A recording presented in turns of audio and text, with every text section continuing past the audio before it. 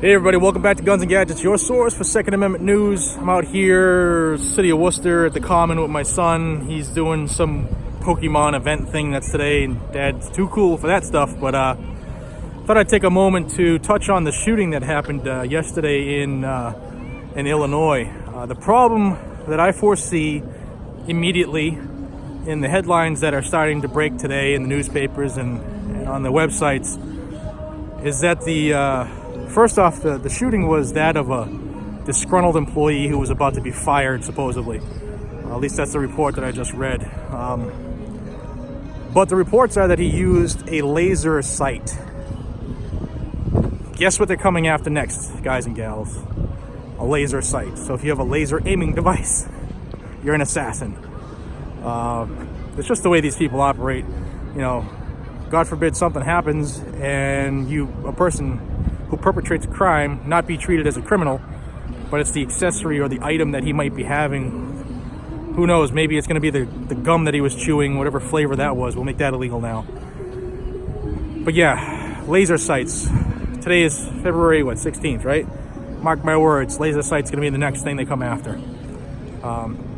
Just a quick one-hitter here. Well, I got a couple seconds. It's freaking cold out here. Kids, you don't realize what your parents do for you.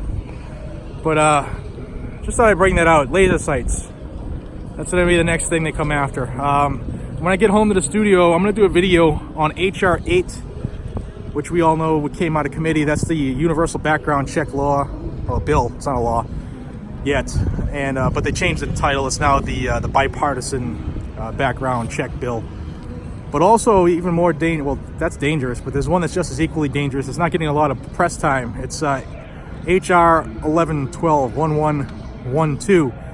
And what's that going to do is that is going to get rid of that safety net that you have when you go to buy a gun. If they put you on a delay, if you have to wait for the NICS system to get back to the FFL, 3 business days go by, the FFL completes the transfer.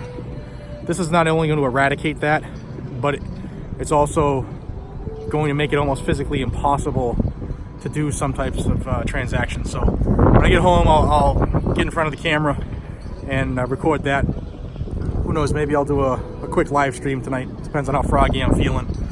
But yeah, those 2 bills right there are going to make it illegal to do a person-to-person gun sale. Now, some people who might be watching this, who might be lefties, are going to be saying, like, yeah, you shouldn't be able to sell your guns to people.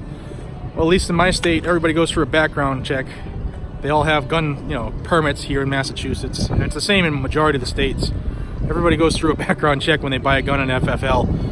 So those people are already background checked. There's no need to keep doing it. But there's all kinds of gray area in there, and I'll talk about it tonight. But the price is gonna be astronomical, so that people can't afford to do it. The FBI will be able to delay transactions for basically any reason. And the way the new wording goes through, it's going to be really, really tough as far as not creating a gun registry. Because if you don't know now, the NICS law is you buy a gun, that transaction stays with the FFL and the feds there for 30 calendar days, including weekends and holidays. This new HR 1112, one of the things they want to get rid of is that safety net, the 3-day safety net, but also institute 10 business day extensions. And if your check doesn't come through, you have to be put on a delay, and it doesn't come through in the 10 business days for whatever reason, because the FBI can just dick around and delay it, then it's up to you to petition for another 10-day grace period, or another look-see, basically, and then that's another 10 business days. Now, if you purchase the gun, say Black Friday, and that's a holiday weekend, and you run into a 4-day weekend, and then if the holidays coming up right after that 10 business day period could very easily push you to 30 full days, weekends and holidays, and that would be longer than the 30-day period that a NICS check is valid for. So then you would have to go through and get another NICS check. And who's going to pay for all that? They're going to make this as tough as possible to buy a gun now that they have this super majority in the House. Sorry about the light, guys. But that's what they're gonna do.